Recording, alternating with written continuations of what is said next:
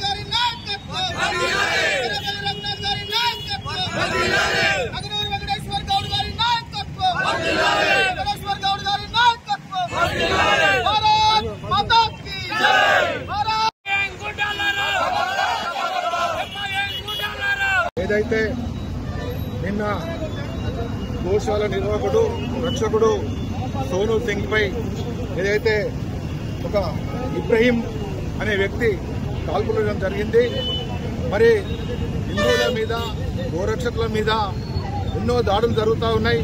మరి ఏదైతే దాడులు చేసినప్పుడు ఆ సోనూ సింగ్ చూడడానికి వెళ్తే అక్కడ ఏదైతే మా రాష్ట్ర అధ్యక్షుడిని అక్రమంగా అరెస్ట్ చేయడం జరిగింది.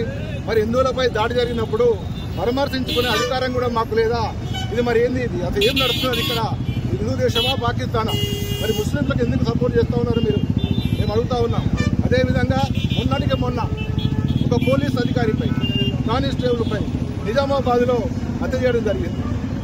అదేవిధంగా ఒక పంచాయత్ సెక్రటరీ బతుకమ్మ ఆడుతుంటే బతుకమ్మల మీదకెళ్ళి కారు తీసుకుపోవడం జరిగింది. మరి ఇలా ఒక కాషాయ జెండా, కాషాయాన్ని కూడా అవమానపరిచి ఒక దగ్గర అంటే ఇలా దాడులు జరుగుతూనే ఉన్నాయి. మరి దీన్ని అరకట్టాల్సింది పోయి ఎవరైతే పరామర్శకు వెళ్ళినరో వారిని అరెస్ట్ చేయడం అక్రమస్తులను ఖండిస్తా ఉన్నాం. భారత్ మాతాకి జై. మరిన్ని వీడియోస్ కోసం ఛానల్ ని సబ్స్క్రైబ్ చేయండి. లేటెస్ట్ అప్డేట్స్ కోసం వాట్సాప్ ఛానల్ ని ఫాలో చేయండి. అండ్ లింక్ డిస్క్రిప్షన్ లో ఉంది.